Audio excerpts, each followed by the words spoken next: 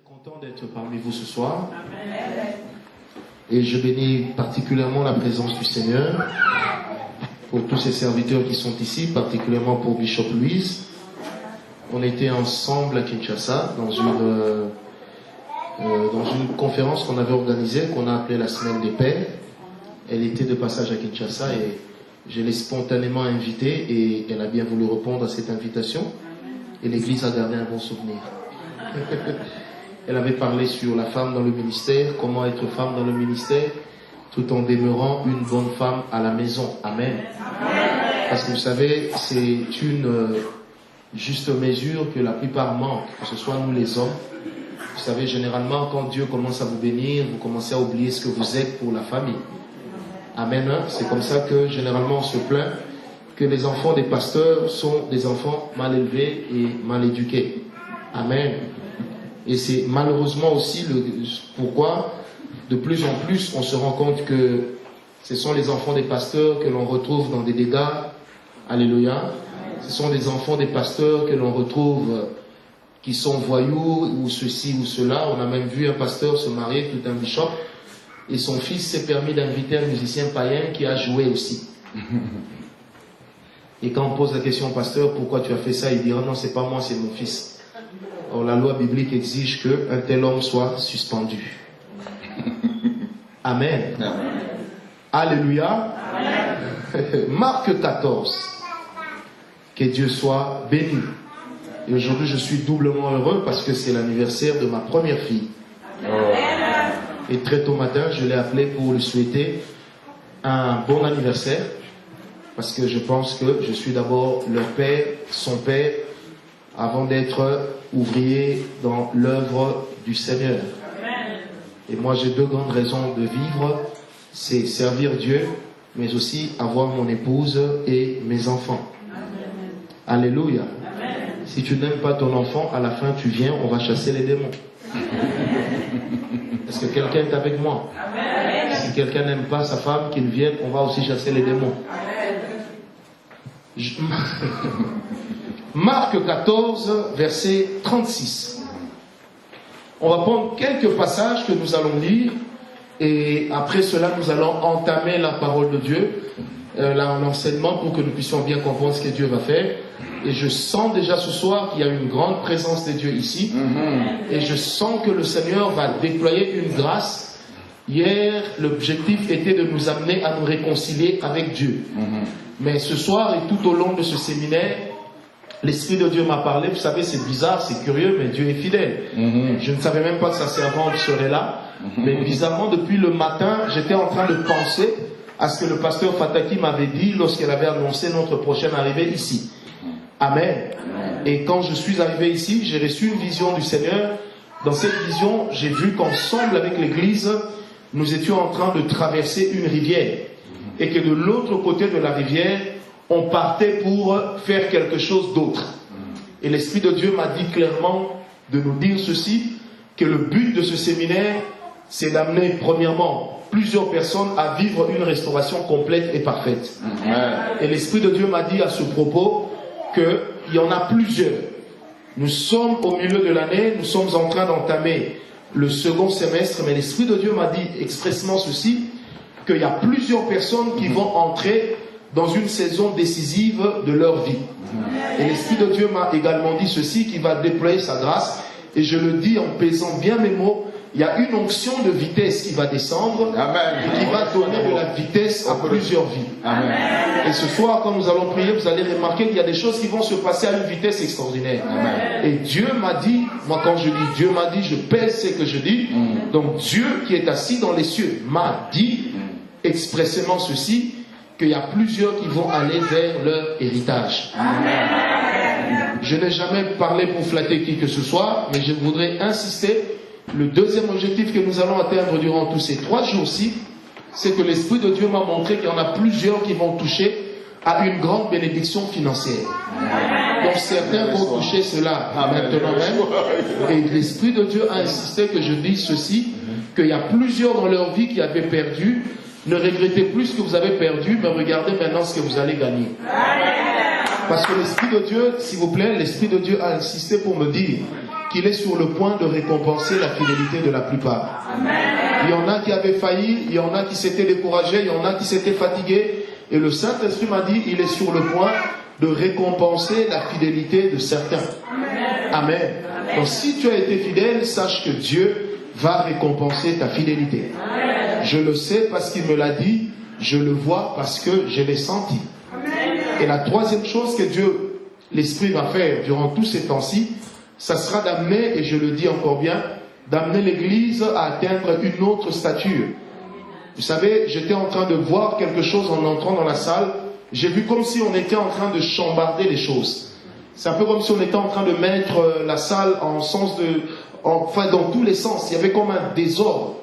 Et j'ai posé la question, Seigneur, qu'est-ce que cela voulait dire? L'Esprit de Dieu m'a dit clairement, dis à l'Église de Jésus-Christ, dans laquelle tu te trouves maintenant, que Dieu m'a dit, il va faire revenir certains qui étaient partis, mais il va surtout donner des gens, des nouvelles personnes à l'Église, qui auront le cœur à bénir l'Église. Amen.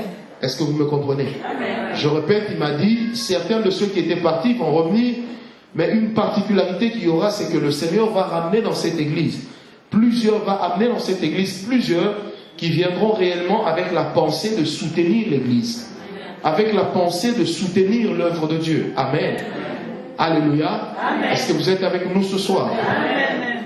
Nous sommes en train de parler sur marcher et vivre avec Dieu. Ce thème en soi est d'une responsabilité extraordinaire. Marc 14, verset 36. Hier, nous avions dit qu'il fallait définir la relation que nous entretenons avec Dieu. Et le premier volet de la relation que nous entretenons avec Dieu, c'est que nous entretenons une relation de sauveur-seigneur par rapport à l'homme. Amen. C'est-à-dire que Jésus doit d'abord être notre sauveur avant d'être notre Seigneur. Et lorsque Jésus est notre sauveur, ça veut dire qu'il nous a sortis de quelque part. Et lorsqu'il devient notre Seigneur, ça veut dire qu'il nous conduit quelque part. Est-ce qu'on est avec moi? Donc peu importe le niveau qu'on peut atteindre avec Dieu, l'importance du salut n'est pas du tout négligeable. Et ceux qui prêchent le salut n'ont pas un niveau bas. Amen. Parce que peupler le royaume des cieux et dépeupler l'enfer, c'est d'abord le rôle principal. Jamais le Seigneur nous posera la question combien de paralytiques vous avez fait marcher. Jamais le Seigneur nous posera la question combien d'argent vous avez eu. Mais un jour le Seigneur nous posera la question combien d'âmes vous avez gagné et vous avez fidélisé. Chez nous à l'église, je dis toujours, l'homme le plus important pour moi dans le ministère, c'est d'abord celui qui peut apporter une contribution de poids. Et qu'est-ce que j'appelle une contribution de poids? C'est-à-dire celui qui est capable de gagner les âmes au Seigneur, mais aussi de les fidéliser. Parce que si on n'est pas capable de fidéliser les personnes qui viennent vers nous, c'est un problème. Je préfère avoir une petite église avec des vrais fidèles qu'avoir une grande église remplie des aventuriers. Est-ce que quelqu'un est avec moi? Et je prie le Seigneur Jésus que les aventuriers soient extirpés de l'église au nom de Jésus. Marc 14, verset 36. Il disait, c'est Jésus, Abba, Père, toutes choses te sont possibles.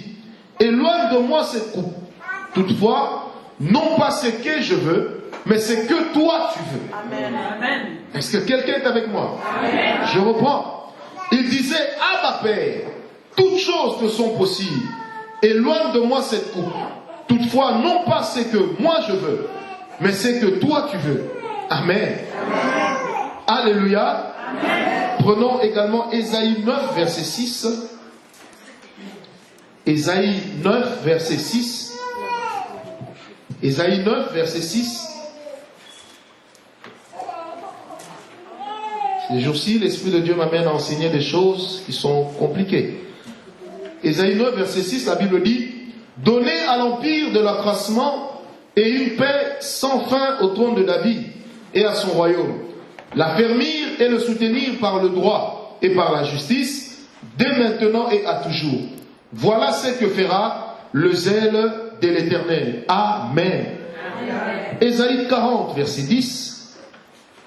Ésaïe 40, verset 10. Oh, je sens la présence de Dieu. Qu'il me permette d'arriver ne serait-ce qu'à la moitié de ce que j'ai prévu pour aujourd'hui. Ésaïe 40, verset 10, la Bible dit ceci. Voici, le Seigneur l'Éternel vient avec puissance, et de son bras il commande. Voici, le salaire est avec lui et les rétributions le précèdent. Voici, le Seigneur l'Éternel vient avec puissance et de son bras il commande. Voici, le salaire est avec lui et les rétributions le précèdent. Alléluia. J'aime la parole du Seigneur. Ésaïe 63, verset 19. Retenez bien tous ces passages parce qu'on y reviendra encore et encore. Ésaïe 63, le verset 19. La Bible dit ceci: nous sommes depuis longtemps comme un peuple que tu ne gouvernes pas et qui n'est pas appelé de ton nom. Amen. Amen. Oh, si tu déchirais les cieux et si tu descendais, les montagnes s'ébranleraient devant toi. Alléluia. Amen. Lorsqu'on considère Marc 14, verset 36, c'est un verset que nous avons l'habitude de lire. Mais je ne sais pas si nous le comprenons toujours. C'est l'unique fois dans la Bible, dans la vie de Jésus, Amen, où le Seigneur Jésus est en train de séparer sa volonté de la volonté de son Père. Dans Jean 5, 17, Jésus dira: mon Père agit, moi aussi j'agis. Plus tard il dira: je ne fais que ce que je vois faire mon Père. Amen. Amen. Dans Jean 17, il dira: mon Père et moi nous sommes un. Or, dans notre unité, il y a une perfection dans la volonté.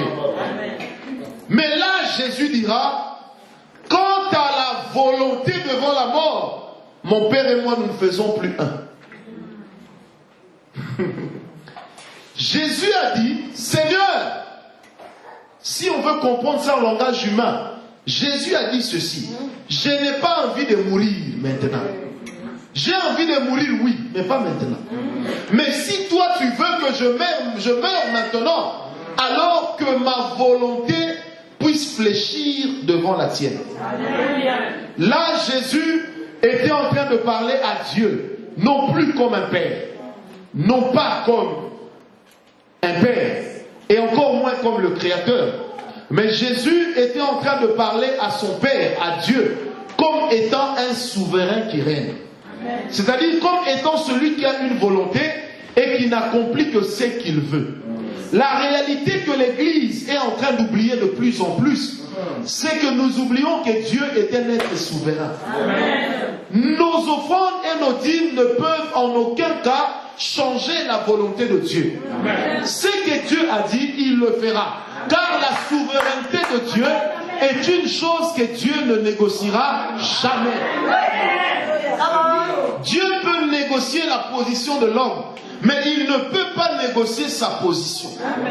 Parce que la position de Dieu est supérieure à la position même de l'homme.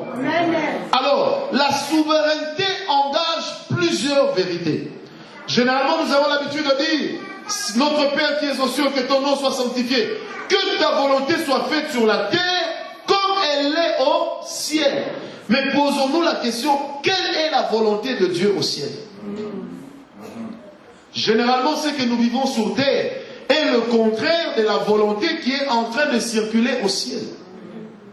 Au ciel, il y a une nouvelle, mais cette nouvelle n'arrive pas toujours avec efficacité et rapidité sur terre.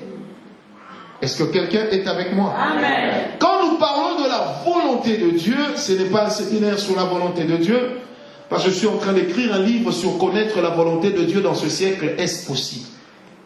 Amen. Amen. J'ai animé des séminaires ça et là sur cela, je vous assure, c'est très intéressant. Et c'est là que j'apprends au peuple de Dieu comment on peut reconnaître la voix du Seigneur. Mais je ferme la parenthèse. Amen. Quand on parle de la souveraineté de Dieu, selon le psaume 135, on fait allusion au fait que Dieu a le dernier mot. Amen. Vous savez, je voudrais décourager certains. Lorsque nous étions convertis, on a vu des gens dire: si ce paralytique ne marche pas, alors je déchire ma Bible. Frère, le paralytique n'a pas marché, mais ils n'ont pas déchiré leur Bible. On a vu des gens dire: si Dieu est Dieu, ça, il va le faire. Dieu ne l'a pas fait, mais il est resté Dieu. Amen. La souveraineté ne l'est pas par rapport à notre position. mais elle l'est par rapport à ce que Dieu veut faire. Est-ce que l'Église est avec moi? Dis à ton voisin, quoi que tu fasses, Dieu restera Dieu. Frère, on ne négociera jamais la volonté de Dieu. Si vous négociez la volonté de Dieu, vous risquez de sortir de ce que Dieu veut. Or, c'est ce que Dieu veut premièrement qui compte.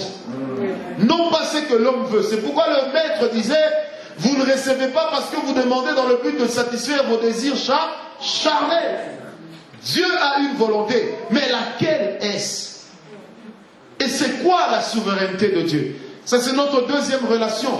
Et malheureusement ou heureusement, durant tout le reste du séminaire, nous ne parlerons que de la deuxième relation. La relation de l'homme par rapport à la souveraineté de Dieu.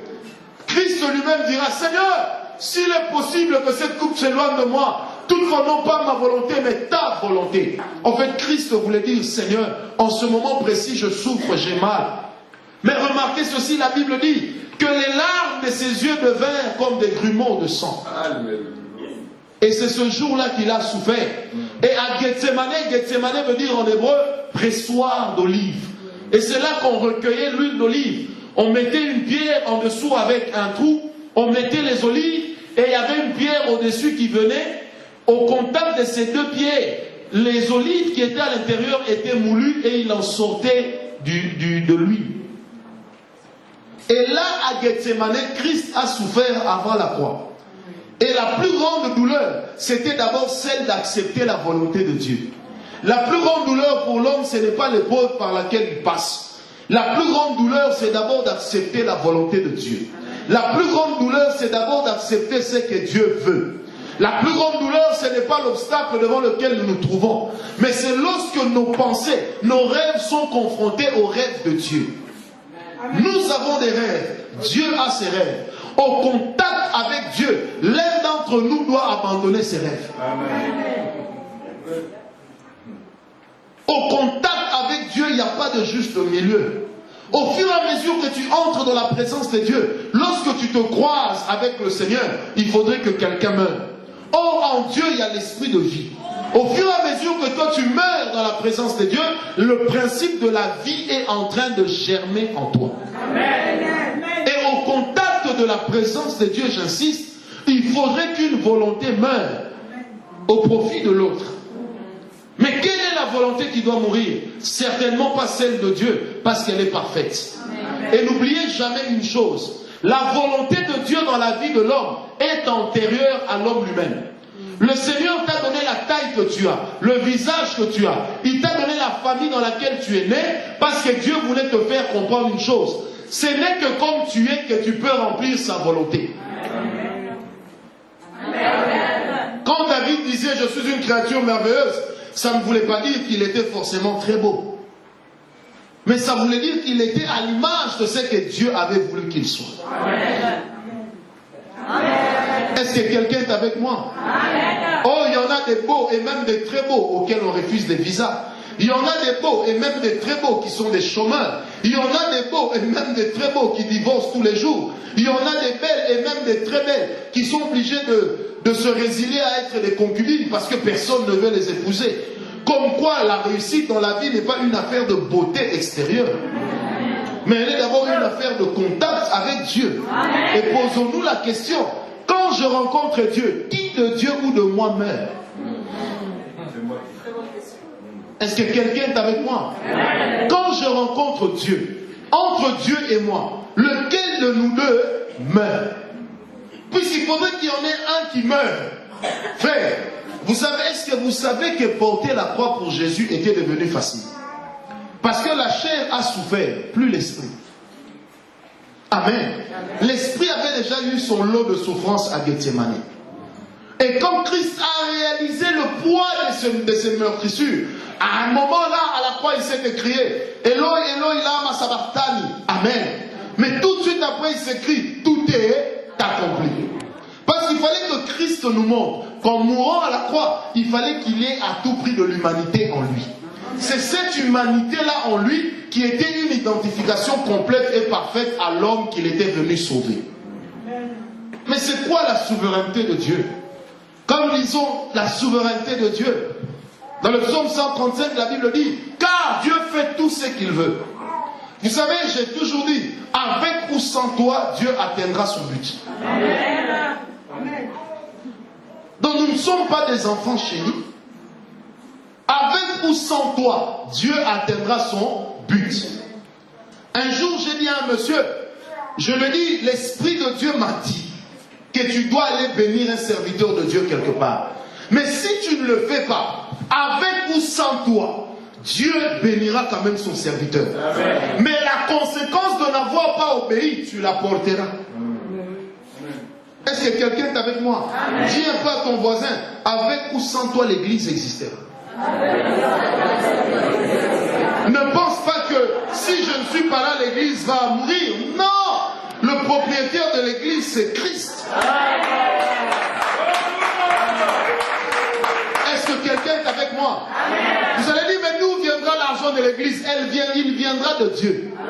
Parce que le propriétaire de l'église, qui en est aussi le souverain, il règne sans appel. Et la souveraineté de Dieu veut également dire ceci, que là où Dieu est, personne ne peut être au-dessus de lui. Et à chaque fois que nous disons, Seigneur, que ton règne vienne, que ta volonté soit faite, ou que ta souveraineté s'installe, en réalité, nous sommes en train de dire, Seigneur, mets un terme à toute négociation possible, que seule ta volonté s'installe dans nos vies.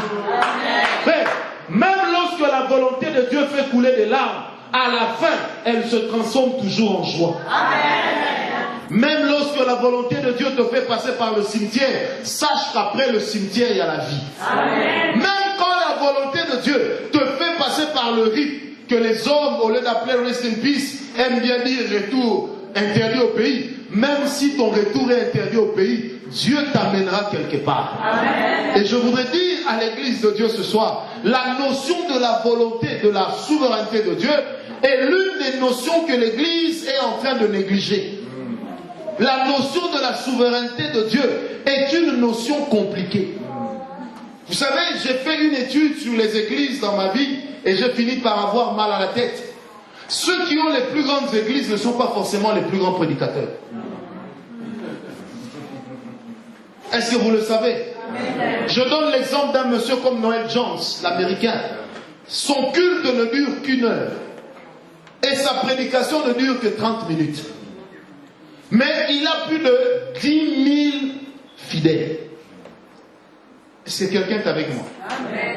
Plus de 10 000 fidèles qui viennent pour une heure de culte. Pas une seule minute de débordement. Je suis allé dernièrement à l'église du Bishop Jets. Mais je vous assure, rien que le culte de la semaine, on a fait 4 heures. Et on était plus de 4000 personnes. À la fin, il a dit, je vous lance un défi, que chacun de vous donne une offrande de $20. Nous autres, nous sommes tellement assoiffés de Dieu. Quand il demande 20, moi je donne 100. Je dis, Seigneur, si 20 là va donner quelque chose, je préfère en avoir 5 fois plus. Mais il fallait voir comment les gens se précipitaient. Les gens couraient pour donner leur argent. Est-ce que quelqu'un est avec moi? Amen. Ah, il y a des vérités, je vous assure.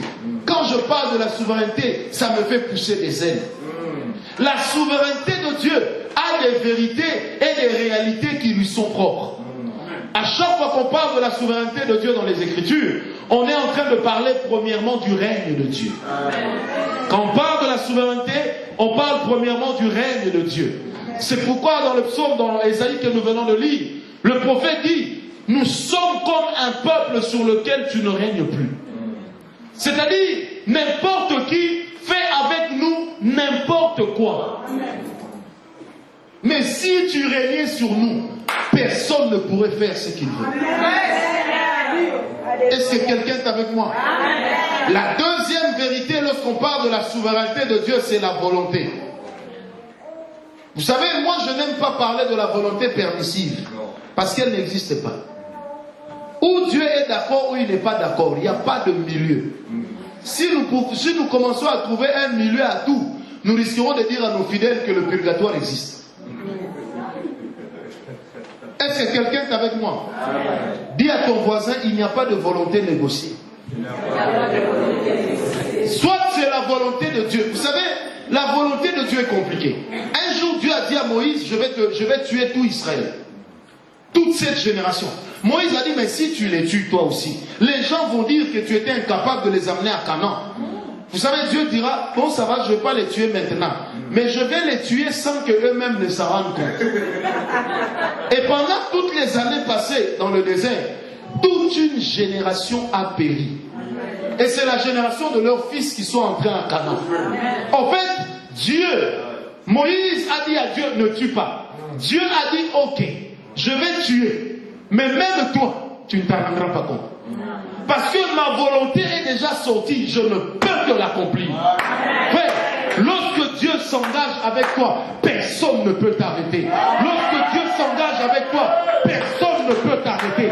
Frère, si Dieu est avec moi, eh bien, tout celui qui se présentera devant moi, il deviendra un escabeau sur lequel je vais monter. Amen. Est-ce que quelqu'un est avec moi? Amen. Si Dieu me dit que derrière ce mur, il y a mon héritage, frère, même avec mes mains, je veux ronger ce mur.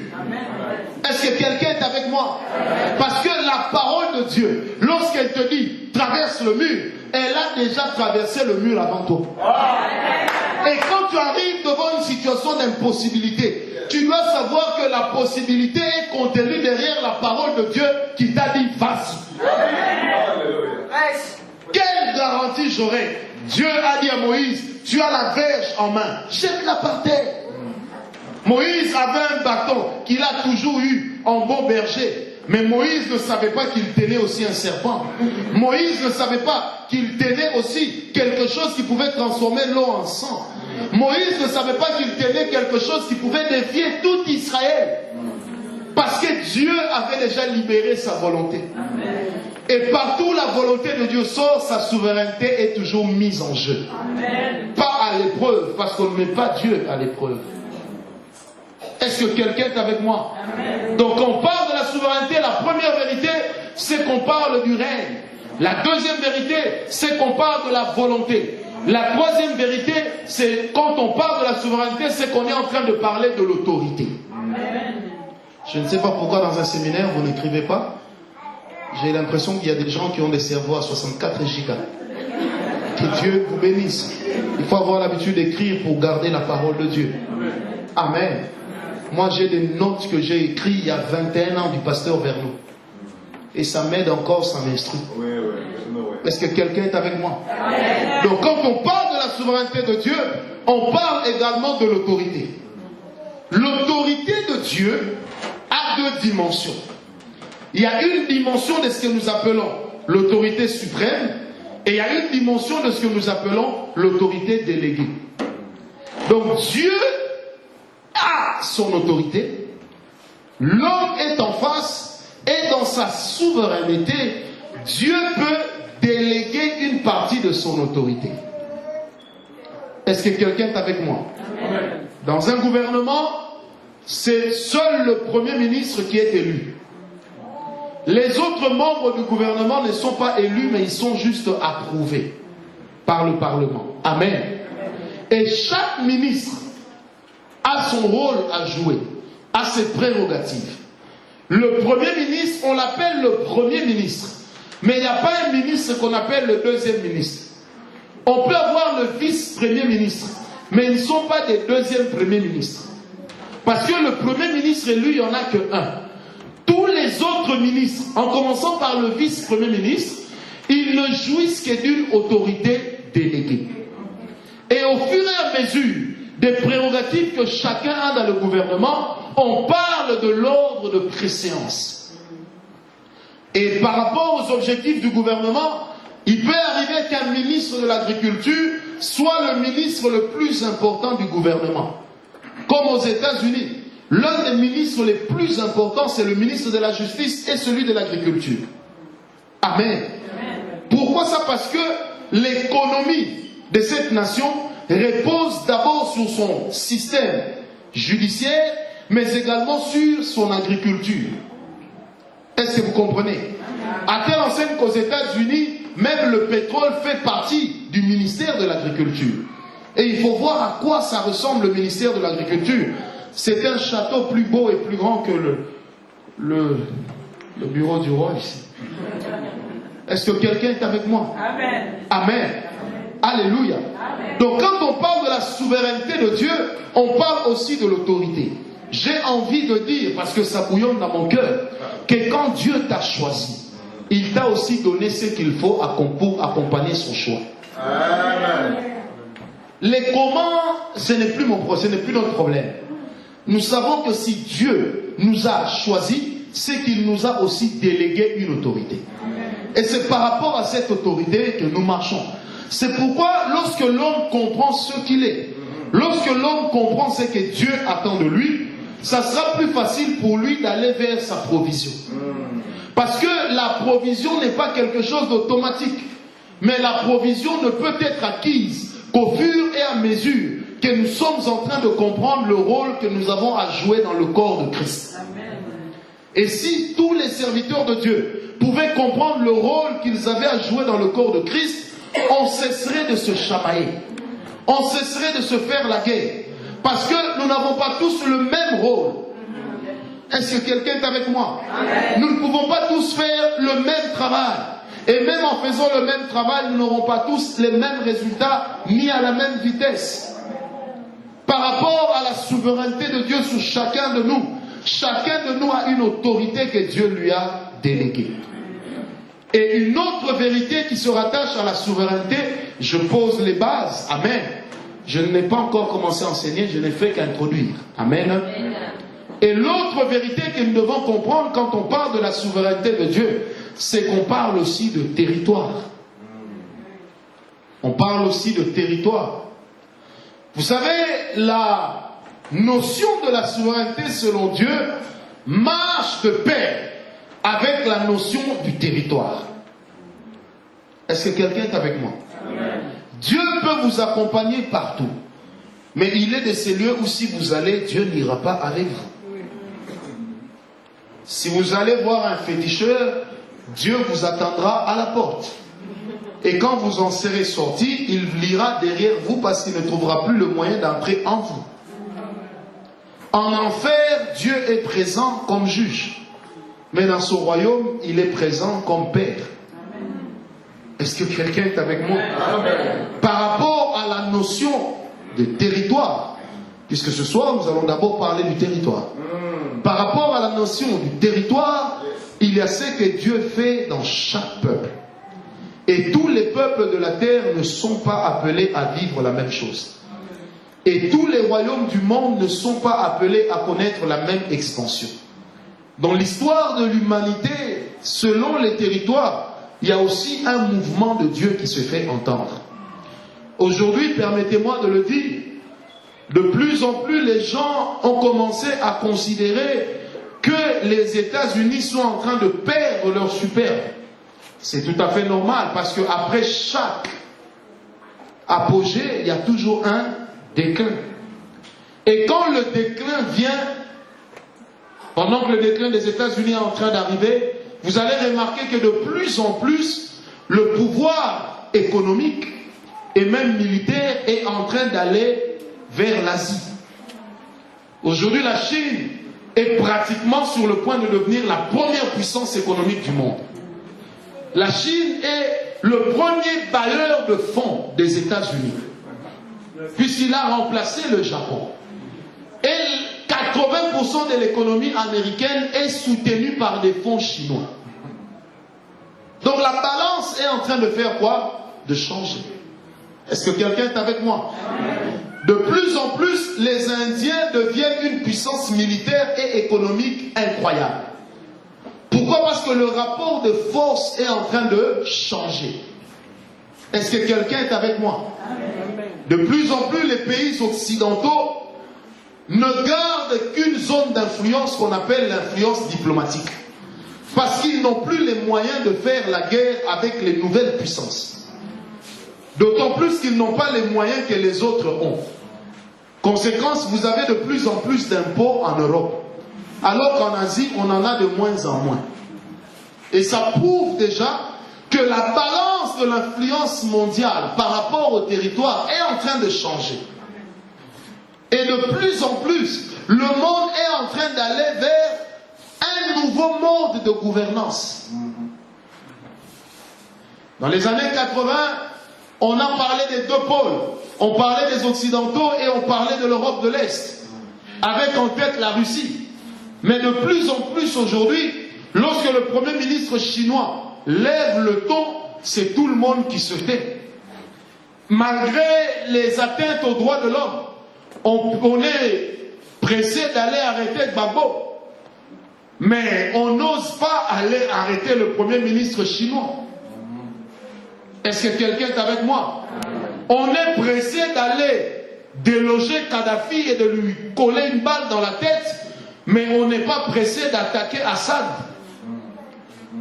Amen. Parce que le rapport de force n'est pas le même. Les deux ont le pétrole, mais leurs deux pétroles n'ont pas le même goût et n'ont pas les mêmes risques. Les Européens disent, faisons la guerre en Syrie. Mais les Américains disent, vous les Européens, vous avez toujours fait une guerre théorique. Sur le terrain de la guerre, ce sont les Marines qui vont encore s'engager une fois de plus. Conséquence, on dit, on a utilisé les armes chimiques. Tout le monde le dit. Cameron dit, j'ai des preuves, comme s'il y était. Amen. Hollande dit, j'ai des preuves. Mais Obama dit, attendons encore un peu. Donnons d'abord une chance aux négociations. Et pourquoi est-ce qu'on en arrive là? Parce que par rapport à chaque territoire dans lequel on se trouve, il y a une manière de faire. Par rapport à chaque territoire sur lequel on se trouve, il y a également une volonté de Dieu, une pensée de Dieu qui y est attachée. Quand le Seigneur conduit un ministère de plus en plus vers un lieu, c'est que l'héritage de ce ministère-là est aussi en train de se déplacer. Et quand on ne veut pas suivre le mouvement de Dieu, et qu'on veut s'attacher à une coutume, à une tradition, on risque de sortir de ce que Dieu veut. Est-ce que quelqu'un est avec moi? Dans les années 90, tous les grands évangélistes américains annonçaient déjà que la Chine était en train de monter et qu'il fallait très vite aller évangéliser ce pays. Sinon l'évangile allait perdre du terrain.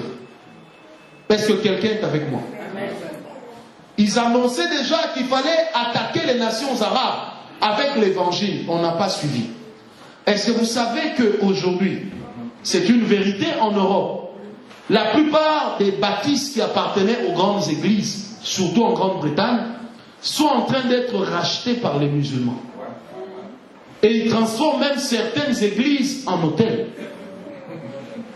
Juste pour humilier le christianisme. Est-ce que quelqu'un est avec moi? Mais comment cela arrive-t-il et que fait l'Église? C'est parce que l'Église ne comprend pas une chose. Partout où Dieu vous place, il y a un besoin qui est attaché au territoire. Et lorsque tu veux régner sur un territoire, tu dois connaître et identifier qui est l'homme fort du territoire sur lequel je me trouve.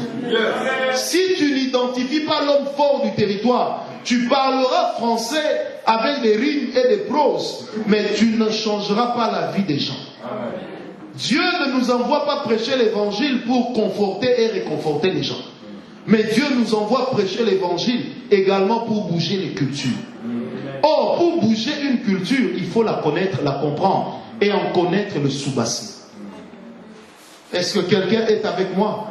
Si vous êtes dans une zone de la Belgique où la franc-maçonnerie est en train de monter, arrêtez avec vos petites prières et vos chants.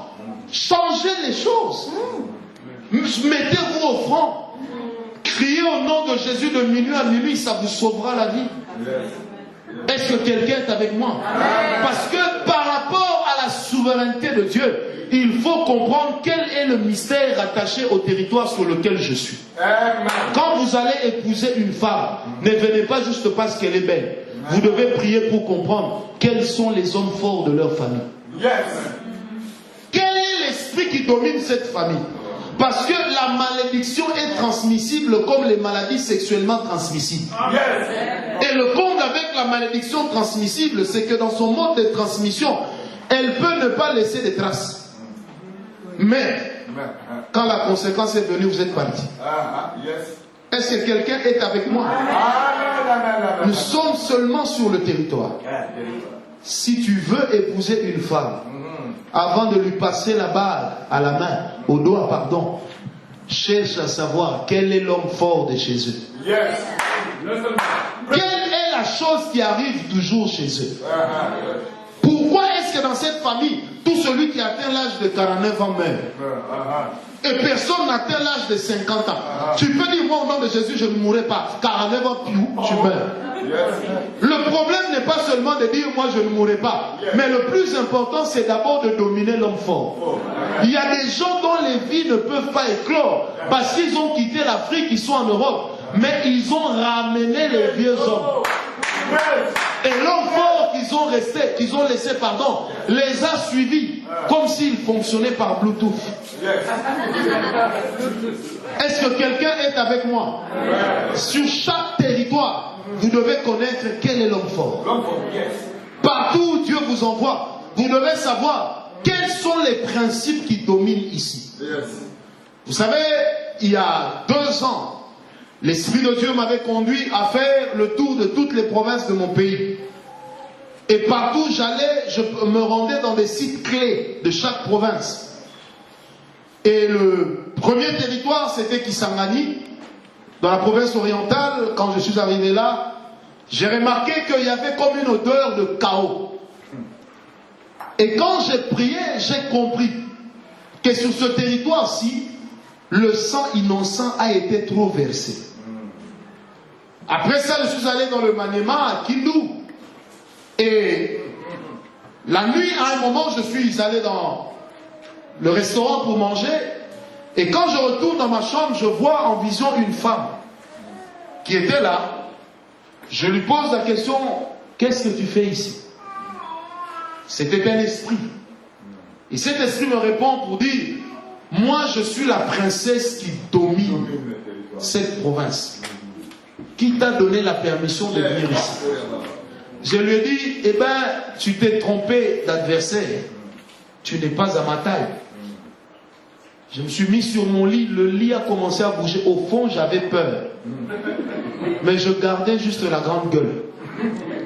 Et au fond de mon cœur, je disais, Seigneur, est-ce que vraiment tu m'avais envoyé?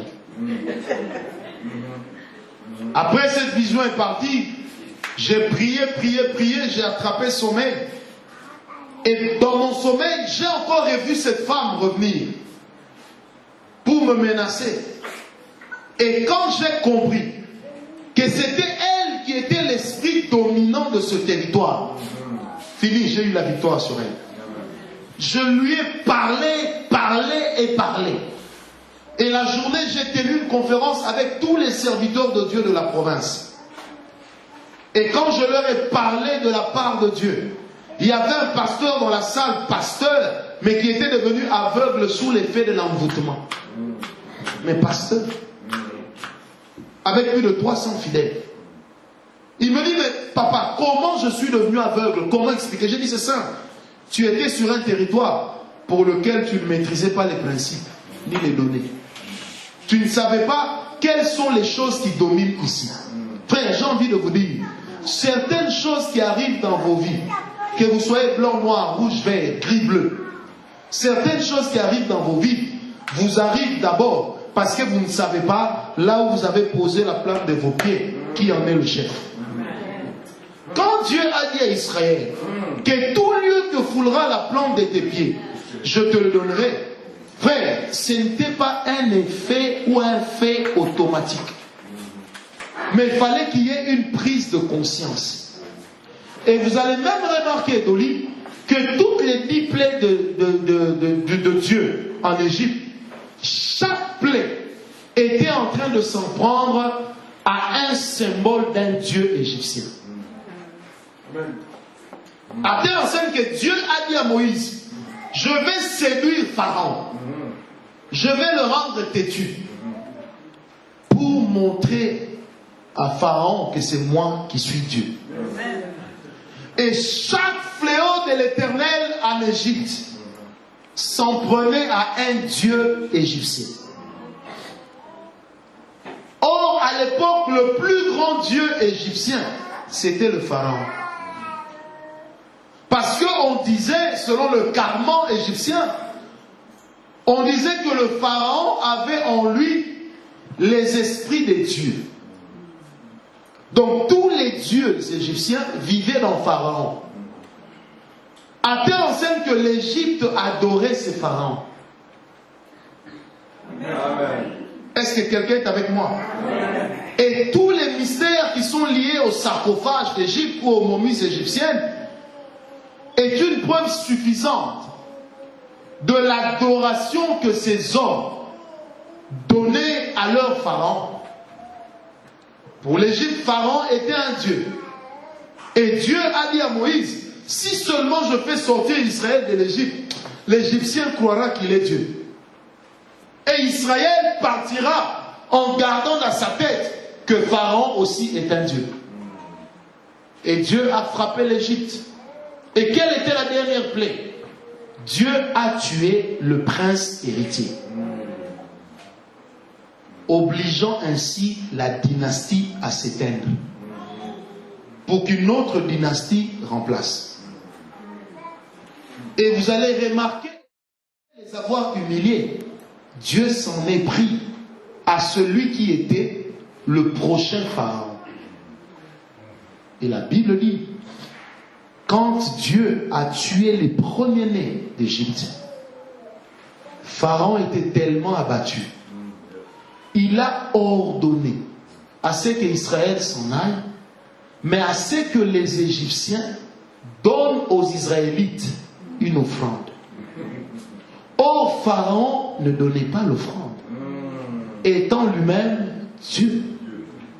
Mais étant défié par notre Dieu, Pharaon a compris qu'il devait une adoration à ce Dieu. Et il a su qu'en dehors de tous les dieux que lui avait servis et connus, s'étant connu lui-même comme Dieu, il y en avait un qui était au-dessus. Dieu a donné à Israël une victoire territoriale avant de donner à Israël une victoire dans l'adoration. Est-ce que quelqu'un est avec moi? La notion du territoire est importante. La Bible dit que c'est une malédiction lorsque l'étranger règne sur tes terres. Pourquoi? Parce que Dieu, je répète, il accorde une importance capitale à la terre sur laquelle nous nous trouvons. On peut changer de nationalité, mais on ne changera jamais de terre. Même en changeant de nationalité, les principes qui vont dominer ta vie ne seront que les principes de chez toi. Même si tu deviens européen, les blancs ne font pas des SS parce qu'ils n'ont pas ça en eux. Mais toi, si tu épouses, tu es AS, tu épouses une femme AS, vous êtes tous que des noirs, vous aurez des SS. Donc ce n'est pas le fait d'avoir changé le point d'application qui aura changé les principes. Est-ce que quelqu'un est avec moi? Il y a certaines choses qui ne marchent pas dans ta vie. Ce n'est pas parce que Dieu veut, mais c'est parce que tu te trouves spirituellement sur un territoire pour lequel et sous lequel tu es en train de croupir. Dis à ton voisin, il faut que ça change. Vous savez, quand nous on grandissait, on pensait que les sorciers étaient vilains. On pensait que les sorcières étaient des moches. Mais nous nous sommes rendus compte que les sorciers parlent français, ils ont l'argent. Qu'on appelle Rose Croix, franc-maçonnerie et Kanka, Afwa Bahal, Baraoula, Raël et consorts, message de Graal et tout ce que vous voulez, tous sont des sorciers. Les uns avec une sorcellerie francophonée et les autres avec une sorcellerie noire, telle qu'ils volent la nuit avec des pots de bananes, ils volent avec des pots d'arachide, mais lui-même il vit sous une pauvreté incroyable. Sa sorcellerie ne l'amène même pas à créer un avion. Et les seuls passagers qu'il prend dans son avion sont des passagers sorcelleriques. Est-ce que quelqu'un est avec moi? L'impact du territoire peut impacter aussi la vie.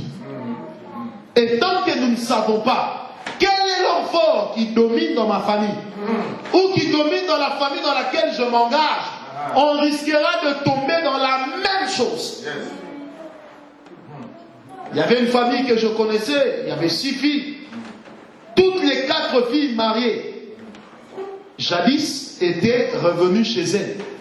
Donc à chaque fois qu'une fille attrapait la grossesse, le mari avait toujours l'ingénieuse idée de la ramener chez les parents pour qu'on s'occupe d'elle. Fini.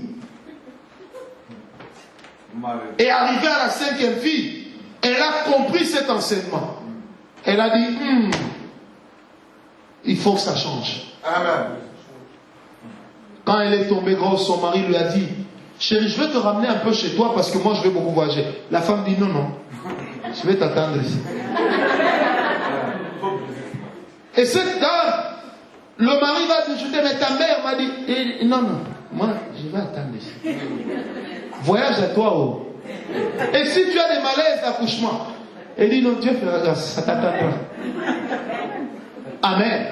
Et cette dame racontera qu'au jour de son mariage, les voisins d'en face avaient mis une chanson.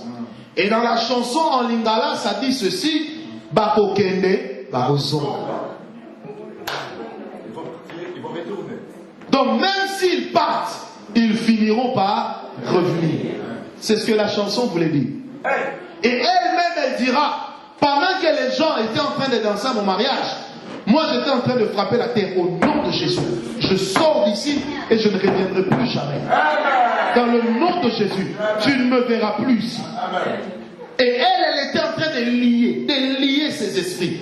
Et de dire, toi qui domines notre résidence, qui domine la maison de papa, je ne reviendrai pas ici. Tu ne m'auras pas. Dans le nom de Jésus, je sors de toi. Et elle est la première de sa famille à avoir fait 4 enfants, tout en demeurant dans son foyer. Comment est-ce qu'elle a réussi? Parce qu'elle a compris. Ce que tu comprends de là où tu te trouves peut changer ta vie. Quand quelque chose arrive à plus de 2 personnes de la même famille, c'est anormal. Quand quelque chose arrive à plus de 2 personnes, toi-même tu as un mariage instable, ton frère, mariage instable, ton cousin, mariage instable.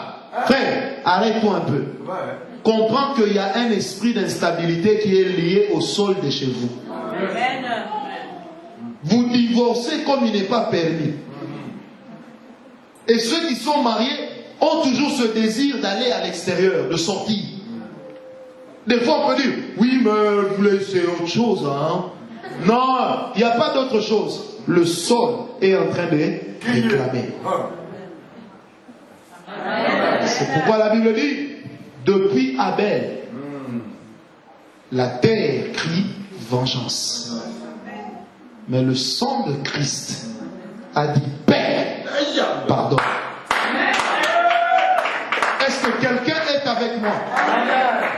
Frère, si tu ne comprends pas cette vérité, même la souveraineté de Dieu aura du mal à s'accomplir dans ta vie et à s'exercer. La force du sol et du sous-sol est terrible et il ne faut pas mépriser ça. Vous savez, quand on ne parle pas des démons, ça ne veut pas dire qu'ils ne vont pas vous attaquer. Ne pas parler de quelqu'un et l'ignorer n'annule en rien son existence. Ignorer quelque chose ne veut pas dire que cette chose est effacée. Au contraire, ça s'incruste très bien. Papa a eu plusieurs femmes. Moi-même, j'ai eu plusieurs femmes. Dis, stop. Toi, esprit de concubinage, là, je domine sur toi. Les gens dans ma famille sont pauvres. De génération en génération pauvres. Vous savez, il y a des vérités, on a cru que c'était propre aux Africains. Mais c'est partout. Même ici, ben ouais. Il y a des gens dans leur famille, ils peuvent tout faire, ils ne toucheront que 1500 €. Jamais 2500. Même dans une affaire. Donc quand tu prends un tel homme, dès que tu le mets dans ton affaire de 10 000, ça ne marche plus. Parce qu'il y a un esprit qui lui dit, toi tu ne peux pas dépasser une telle limite. Est-ce que quelqu'un est avec moi? Amen. Il y a des gens ici, il y a des mamans qui continuent à pleurer pour leurs enfants. Il y a des mamans qui se rendent compte que la vie de leurs enfants est bizarrement en train de ressembler à la leur. Il y a des mamans qui se rendent compte que la vie de leur garçon est en train de ressembler à la vie de leur propre mari. Il y a des gens qui se rendent compte que dans la vie, dans leur vie, tout ce qu'ils vivent, c'est rebelote. C'est toujours la même chose. Dieu ne nous a pas appelés à être une photocopie. Est-ce que quelqu'un est avec moi? Il faut que ça change. Alléluia. Il faut que ça change. Comment toi tu peux faire initier 10 affaires et tu ne réussis dans aucun? Dans aucune. C'est pas normal. Tu as beau toucher de l'argent, mais après tu reviens toujours d'où tu étais parti. Et là, il y a les gens de la franc-maçonnerie qui te disent, on va t'apprendre comment dominer les forces cosmiques. On va t'apprendre à allumer la lumière qui est en toi. C'est vrai, mais ils vont aussi t'apprendre comment s'éloigner de Dieu. Et comment disparaître de la face du Seigneur. Est-ce que quelqu'un est avec moi? Amen. Israël a dit, Seigneur, nous sommes comme un peuple, comme une nation, sur lequel, peuple, tu ne règnes plus, comme une nation sur laquelle tu ne domines plus. Même nos ennemis ont pris le dessus sur nous. Seigneur, où es-tu?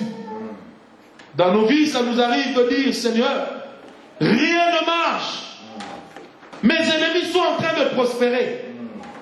Je donne offrande après offrande. Je paye dîme après dîme. Larme après larme. J'arrive à l'église avant tout le monde. Mais rien ne marche. Comme disait un homme, j'ai tout fait. Je crois que Dieu n'existe pas. Je dis justement, c'est quand tu étais en train de faire que Dieu ne pouvait pas faire. Maintenant que tu as cessé de tout faire et après avoir tout essayé, tu as échoué, Dieu va te montrer qu'il va commencer. Est-ce que quelqu'un est avec moi? Les limites que nous connaissons dans nos vies ne sont pas les limites que Dieu connaît. Territoire. Territoire. Dis avec moi territoire. Territoire. Non, dis-le bien avec moi, territoire. Territoire. Vous savez, depuis plusieurs années, je suis le mouvement prophétique des nations. Particulièrement des nations d'Afrique. Je suis ce mouvement prophétique. Dieu m'amène.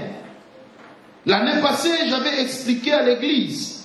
Il y a 2 ans, 3 ans, j'avais expliqué l'arrestation de Gbagbo. Il y a 7 ans, non, il y a 8 ans, pardon, j'avais expliqué l'arrestation de Jean-Pierre Bemba.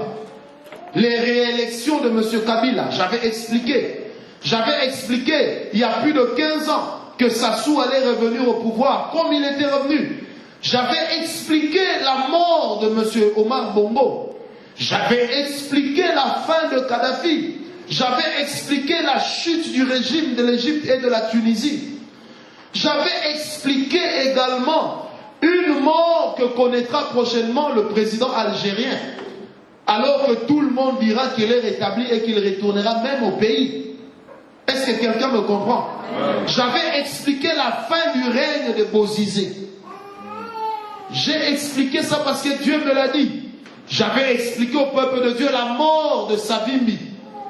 J'ai expliqué il y a 10 ans que M. Mandela mourra durant X époque. Et c'est en train d'arriver. Et j'ai expliqué également que quand Mandela mourra, une des grandes autorités politiques de l'opposition de notre pays mourra aussi quelques jours ou quelques temps après. Est-ce que vous comprenez? Amen. Ça ne veut pas forcément dire qu'ils ont eu les mêmes fréquentations spirituelles, non. Mais ce sont des signes prophétiques que Dieu donne aux nations. Quand on a cru que le nouveau venait et que le nouveau en venant nous a ramené l'ancien, ça veut dire que le pays est passé à côté de quelque chose. Quand on a cru qu'on a évolué et que des personnes viennent faire voter des lois comme quoi les homosexuels ont droit au mariage, ça prouve qu'on a fait 100 ans en arrière. Même des choses que nos ancêtres n'ont pas acceptées, nous les hommes évolués, nous les acceptons. Quelle animosité! Est-ce que quelqu'un est avec moi? Est-ce que quelqu'un est avec moi? Et en entrant ici, si j'ai commencé par le territoire dans la souveraineté, c'est parce que hier je dormais, après être descendu de l'avion, je suis allé dans l'appartement, je dormais, et j'ai vu comment est-ce qu'il y avait certains régimes africains qui étaient en train de chercher à donner la mort aux hommes de Dieu. Mais j'ai vu également qu'en donnant la mort aux hommes de Dieu, il y a certains régimes qui vont chercher à se rapprocher de l'Église. Et j'ai vu l'Église comme une femme habillée, qu'on était en train de tout faire pour déshabiller, pour la laisser nue. Et dans mon rêve, je parlais à des hommes de Dieu, à des femmes de Dieu, je leur disais, regardez ce que le diable fait. Nous devons résister, et nous devons amener la lumière à ce qu'elle puisse briller. Et j'ai vu une cohorte de militaires courir derrière moi et derrière plusieurs hommes de Dieu. Et ils cherchaient à nous donner la mort. Et pendant ce temps, l'Esprit de Dieu m'a parlé. Et j'ai vu que dans les gouvernements occidentaux, qu'est-ce qu'on allait faire? On n'allait pas directement s'en prendre aux églises, ouvertement, mais qu'on allait s'en prendre aux principes qui font que l'église soit forte. Yes. Par la promotion des antivaleurs. Et que la valeur de l'homme de Dieu irait décroissante. Pour que la valeur de l'immoralité monte. Et Dieu m'a dit, Francis, pendant que le diable est en train de préparer une telle chose, que fait l'Église? L'Église n'a pas compris que partout où elle est installée, Dieu lui a donné le pouvoir territorial. Partout où l'Église est arrivée, Dieu lui donne la possibilité de régner et de dominer. Parce que l'une des vérités de la souveraineté, c'est aussi la domination. Et demain, nous parlerons de la domination et du règne. Est-ce que quelqu'un est avec moi? De plus en plus, il y a ces choses-là. Et nous faisons partie des hommes de Dieu. Bishop et moi, je le dis puisque Dieu me l'a dit, nous faisons partie des hommes de Dieu que dans les jours à venir, les politiciens vont beaucoup fréquenter. Que nos dirigeants vont beaucoup rapprocher. Mais Dieu m'a dit, faisons attention. Ils viendront avec des belles paroles. Ils amèneront l'argent qui pourra nous aider à faire avancer nos visions. Mais derrière cela, ils voudront que nous puissions nous taire sur certaines injustices. Est-ce que quelqu'un est avec moi? Et ça, Dieu me l'a dit. Est-ce que quelqu'un est avec moi? Alors que la force de paix est en train de se réinstaller entre guillemets dans l'est de mon pays, l'Esprit de Dieu m'a montré qu'il y a des régimes qui sont en confiture et qui vont se faire la guerre entre eux à l'intérieur même. Amen. Et l'Esprit de Dieu était même en train de me dire en entrant ici, l'Esprit de Dieu m'a dit, le président du Burundi a assez dormi, il est temps qu'il se réveille et qu'il sorte de son sommeil, parce que Dieu l'avait fait président pour que la nation entière puisse connaître les principes de l'évangile. Il s'est occupé de l'évangile pour lui-même et pas pour le pays. Et Dieu m'a dit non. Est-ce que quelqu'un est avec moi? Est-ce que quelqu'un est avec moi? Est-ce que quelqu'un est avec moi? Et Dieu m'a dit que bientôt une rébellion va bouger le président sans le faire partir. Est-ce que vous comprenez? Pourquoi? Parce qu'il faut que l'Église se réveille et qu'elle prenne le dessus territorialement parlant. Qu'est-ce que nous faisons dans les territoires sur lesquels nous sommes établis? Que sommes-nous devenus? Est-ce que quelqu'un est avec moi? Vous savez, le monde marche sur deux principes. Soit tu influences, soit tu subis. Et de quel côté sommes-nous? En vérité, nous nous positionnons du côté de ceux qui subissent et qui acceptent. Or, l'Église de Jésus ne peut pas subir. Elle doit s'imposer. Et quand Christ a appelé ses disciples les apostolos, ça voulait dire ceci. Dans la pensée de apos, ça voulait dire une barque. Une barque que l'on utilisait pour aller découvrir des territoires et leur imposer une culture, comme à la manière des colons. Et quand on parlait de apostolos, en réalité, on était en train de parler d'un navire qui a embarqué des hommes qui partent imposer une vérité. Donc Christ a appelé son église à être une église conquérante, à être une église qui part imposer la volonté de Dieu, imposer le style de Jésus, imposer la royauté, imposer la souveraineté. Non pas une église qui capte et qui se tait, mais une église qui impose. Est-ce que quelqu'un est avec moi? Mais où sont les apostolos aujourd'hui? L'apostolat, Dieu l'a donné à toute l'église, puisqu'il y a ce qu'on appelle l'apostolat du disciple et l'apostolat du ministère. Mais l'apostolat du disciple, Dieu l'a donné à l'église. Et dans l'apostolat du disciple, Dieu a donné aux disciples la possibilité de régner. Dieu a donné aux disciples la possibilité de comprendre une vérité et de l'imposer. Quand le sorcier vient te voir la nuit, il ne toque pas, il s'impose. Et toi, quand il faut le chasser, tu toques. Est-ce que quelqu'un est avec moi? Quand le diable vient pour détruire vos affaires, quand le diable vient pour détruire vos espoirs, qu'est-ce que vous faites? Seigneur, Dieu, il ne m'aura pas. Tu as beau tirer le pantalon, tu peux même le déchirer si tu veux, ça ne changera rien. Mais c'est que tu comprends, ça peut changer quelque chose. Nous ne sommes pas un peuple appelé à subir. Non, nous allons influencer. On va changer les principes pour imposer les nôtres. Car le territoire sur lequel nous sommes établis, Dieu nous le donne en héritage, en possession. J'ai bien dit en possession. En possession, Dieu nous a donné le territoire en possession. Pendant le temps où j'arrive en Belgique, je parle aux esprits qui dominent ce pays. Je leur dis, j'arrive. Je vais vous créer encore des problèmes. Je leur annonce, quoi que vous fassiez, je vais vous créer des problèmes. Pourquoi? Parce que celui qui comprend, qu'est-ce qu'il fait? Il s'impose. Vous savez, il ne faut jamais négocier sa position dans la vie. Est-ce que quelqu'un est avec moi? Si en politique, il n'y a que les intérêts qui comptent, mais dans le spirituel, il n'y a que les intérêts de Jésus qui comptent. Alléluia. Les païens ont beau nous insulter en disant que nos églises sont des boutiques, mais si c'est Christ qui en est le boutiquier, je ne vois pas le problème. Je préfère encore aller acheter à la boutique de Jésus qu'aller acheter à la boutique du coin chez un franc-maçon qui va prendre mon argent pour aller payer la dîme à leur grand maître, qui va prendre mon argent pour aller payer l'offrande dans leur gochentaille, qui va prendre mon offrande pour aller acheter des chapelets, en faire je ne sais quoi. Non, frère, il est temps que l'église se concentre sur elle-même. Et quand elle se sera assez concentrée sur elle-même, vous savez, le Seigneur est en train de procéder, il me le dit maintenant, à une élimination terrible. Le Seigneur est en train de disqualifier, mais Dieu est au même moment en train de qualifier. Il y a des gens qu'on a considérés longtemps comme des personnes sans valeur dans l'église. Mais Dieu me dit, même ici ça va se faire. Il y a des gens qui vont commencer à manifester des dons spirituels puissants, alors qu'en réalité dans la structure de l'église, ils ne sont rien.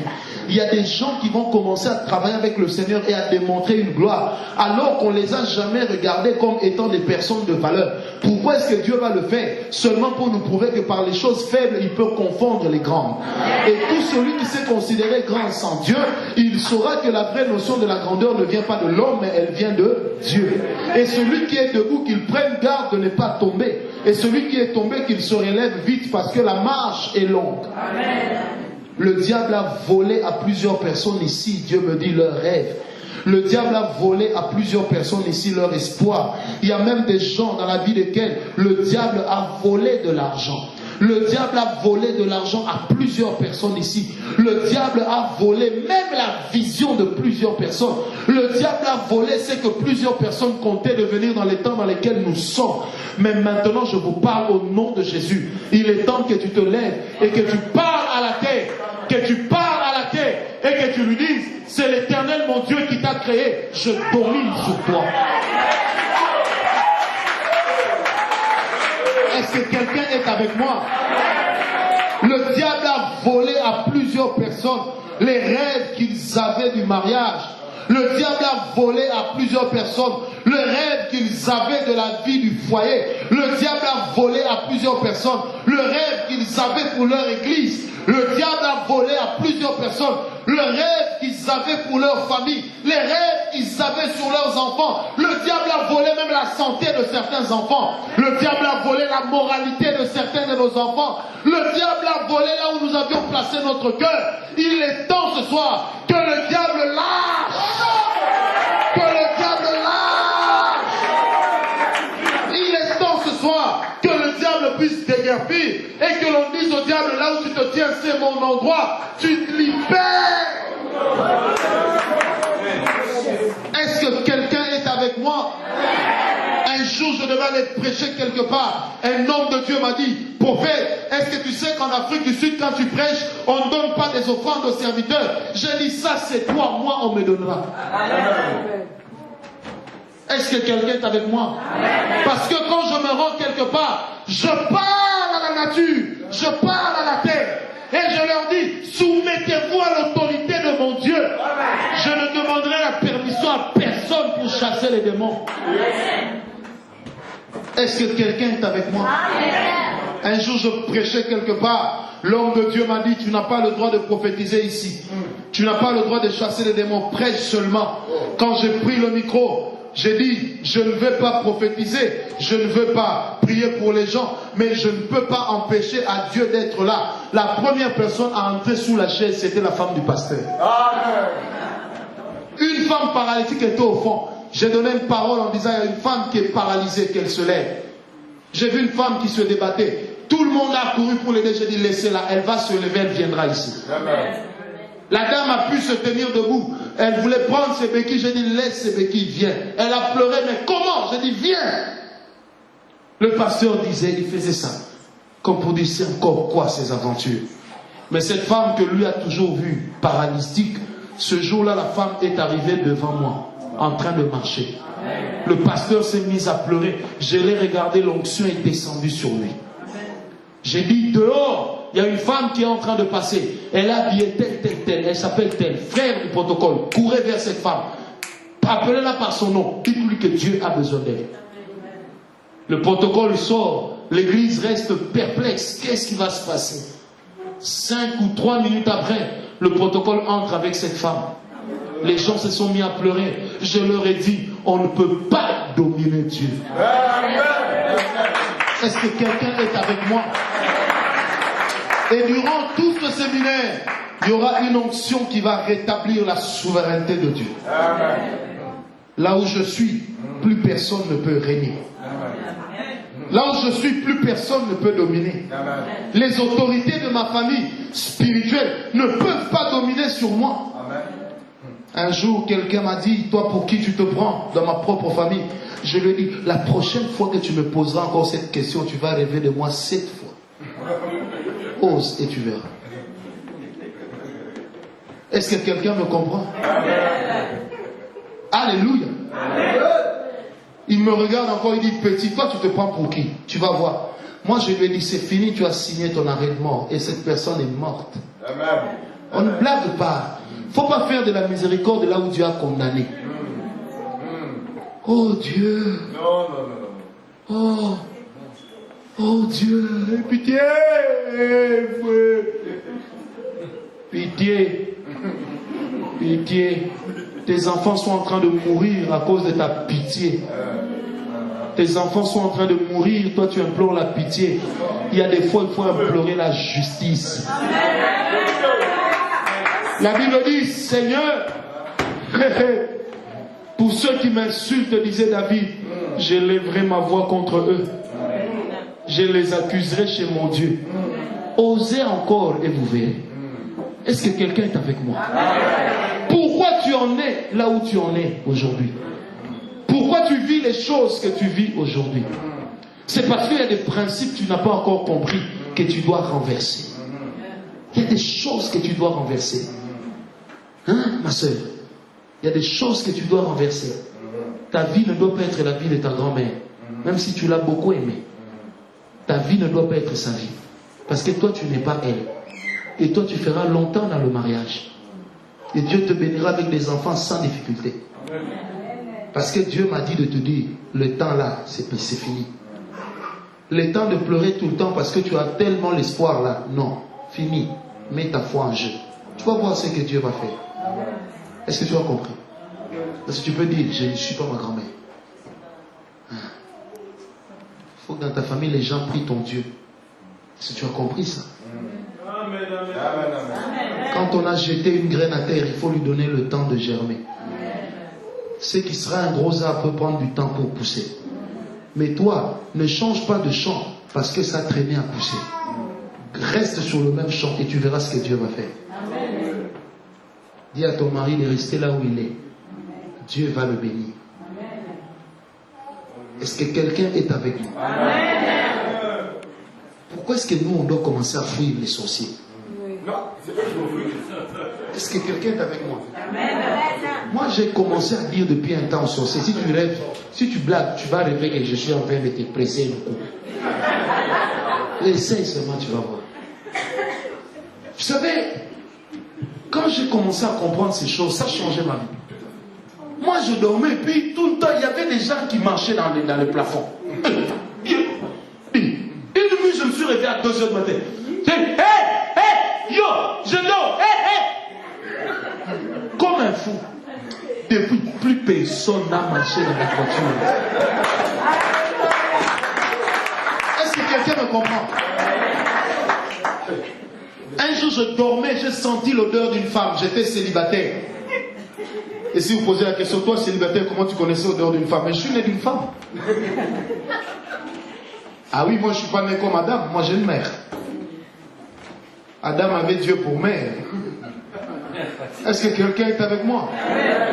Ça, je sens l'odeur d'une femme. Dieu m'est témoin, ce que je vous dis est vrai.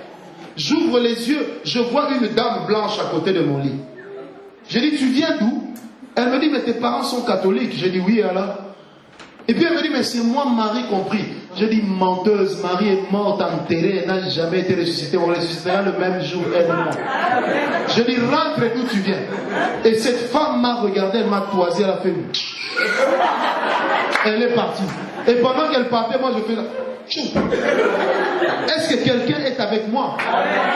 Est-ce que quelqu'un est avec moi?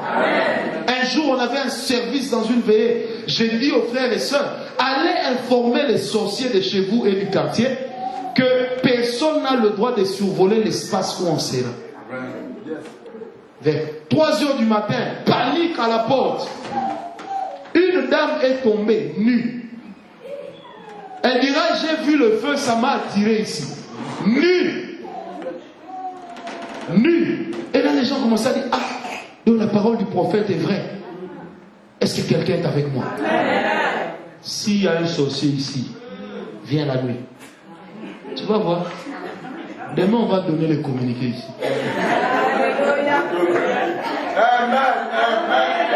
Est-ce que quelqu'un est avec moi? Vous savez, à l'époque, j'étais au Full Gospel. J'étais président d'un chapitre. Et puis, il y a un petit qui vient là, un jeune homme. Je lui parle de Jésus, je lui parle de Jésus. Il me regarde et puis il me dit, est-ce que toi, tu peux résister devant moi? Je lui dis, tu vois, ce que tu penses là, n'essaye même pas. La nuit, je dors, et puis, moi, je dormais toujours les fenêtres ouvertes.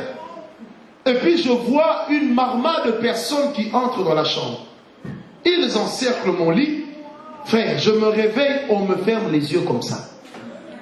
On a commencé à me tordre les jambes, les mains, les bras, le cou, tout au même moment. Oh my God. C'était sérieux. J'ai essayé de dire Jésus, la voix ne sortait pas. J'ai essayé d'ouvrir les yeux, rien. Donc je ne dormais pas. Frère, un moment, pas mes yeux s'ouvrent. Donc je vois des personnes que je ne connaissais pas. La lampe était allumée, mais il faisait noir dans la chambre. Et derrière ces esprits, j'ai vu des anges de Dieu puissants, mais qui ne faisaient rien. Vous savez, à un moment, j'ai pu bouger un bras. Et dès que le bras a bougé, j'ai dit au nom de Jésus, maintenant que les anges de Dieu vous combattent. Tous ces esprits-là étaient en fuite. Et là, j'ai parlé à un ange qui s'était présenté à moi. Je lui ai dit, mais pourquoi vous ne m'avez pas défendu? Il m'a dit quelque chose que j'ai gardé. Il m'a dit, nous étions là, tu nous as vus. Mais tu ne nous as pas demandé d'intervenir. Parce que tu ne croyais pas qu'on était là pour toi. Et il me dit, tu vois, vous les chrétiens, Dieu nous a délégués pour vous. Mais vous, vous ne voulez pas nous utiliser. Vous voulez combattre tout seul. C'est pourquoi vous ne gagnez pas. Et la journée, 15 heures, je suis là au chapitre Le Full Gospel, on avait un séminaire. Le jeune homme vient avec son oncle colonel. Son oncle colonel vient me dire qu'il va exécuter le jeune homme. Il dit, même si on va m'arrêter, je vais abattre ces petits. C'est un sorcier. Il a donné la sorcellerie à mes enfants, je vais le tuer. Quand l'oncle me parle, je rigole, je regarde le jeune homme, je dis, non, j'ai voulu t'aider, tu as refusé. Mais comme tu as tenté encore de me chercher la nuit, sache que moi je t'ai trouvé. Je lui ai dit, ça sera difficile que tu vives après aujourd'hui. Moi je reste dans l'église, dans la salle, eux ils sortent. Son oncle continue à lui crier dessus. Le garçon est en train de faire la marche arrière comme s'il était un véhicule. Ce qu'il oubliait, c'est qu'il n'avait pas de rétroviseur. Donc pendant qu'il reculait, il était déjà sur le macadam. Un véhicule est arrivé à vive allure, mort sur place. Sur place. Tout le monde était là, quelqu'un est mort. L'oncle regardait le cadavre tout content. Est-ce que vous comprenez ça? Si la sorcellerie domine, c'est parce que nous croyons que Dieu est incapable. C'est ça la vérité. Un jour, un enfant, on lui a prêché l'évangile. On lui a dit que Dieu peut te donner la paix de toute manière et en toutes circonstances. Alors il est tout content, il marche, il avait 14 ans. Il se heurte contre une vieille dame. Malheureusement pour lui, la dame était sorcière. Mais malheureusement encore sur la dame, elle était mal tombée parce qu'une bonne parole était déjà entrée. La dame se retourne vers le jeune homme. Elle lui dit, toi, je vais te manger aujourd'hui, tu vas mourir. Le garçon, maman pardon vraiment, le garçon, et puis il dit, elle va faire quoi? Le garçon retourne vers la dame. Oh, madame. La dame regarde, dit, toi-même tu vas mourir. Oh, toi-même. Et puis le garçon dit, derrière la Bible dit que Dieu va me donner la paix de toute manière et en toutes circonstances. Et si ma paix doit passer par ta mort, ça te regarde. Même scénario. La dame, toi tu parles, tu me parles comme ça? Tu veux mourir maintenant? Tu veux mourir maintenant? Tu veux mourir maintenant? Elle tombe dans une grande rigole. Pas ici. Morte sur place. Est-ce que vous comprenez? Dis un peu à ton voisin, ta pitié te trompe. C'est comme ça que les sorciers deviennent de plus en plus à l'aise au milieu de nous. Parce qu'ils savent qu'on n'attaque pas leur sorcellerie. Si tu es sorcier ici durant ces 3 jours qui restent, répands-toi. Si tu ne te répands pas, tu auras des représailles sérieuses. De même les bombardements américains là en Irak a menti. Viens essayer, cherche-moi la nuit. Je peux même te donner mon adresse, viens me voir. Tu verras. Comme disent les Ouest Africains, on va verra. Ou bien, c'est quelqu'un, on va verra. Amen. Comme disait l'ex-président togolais qui est mort. Il dit, toi Toi, et c'est toi qui mets nourriture. C'est toi qui mets habillement.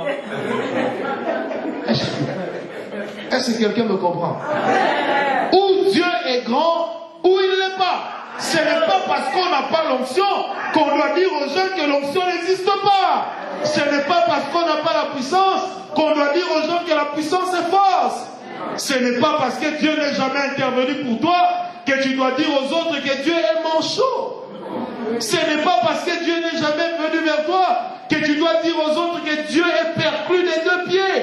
Ce n'est pas parce que Dieu n'exauce pas tes prières que tu vas dire aux autres que Dieu n'a pas d'oreille. Ce n'est pas parce que tu ne sens pas le regard de Dieu que tu vas dire aux autres que Dieu n'est pas Dieu et qu'il n'a pas Dieu.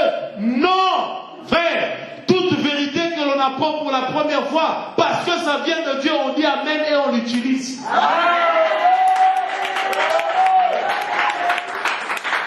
Est-ce que quelqu'un est avec moi? Dis à ton voisin, moi dans ma vie là, c'est en train de changer. Dis-lui. Non, dis-lui ça bien, moi dans ma vie, c'est en train de changer. Non, tu ne l'as pas bien dit. Maintenant, dis à toi-même. Cite ton nom. Moi, tel, dans ma vie, c'est en train de changer. Non, dis-le toi-même. Moi, dans ma vie, c'est en train de changer. Non, dis-le encore bien avec conviction. Moi, dans ma vie, c'est en train de changer. C'est en train de changer. C'est en train de changer. It will never be the same.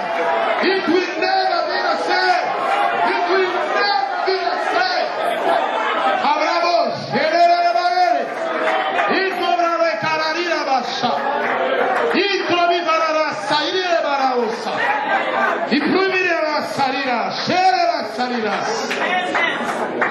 Puerta virivis capiriao, sacoba.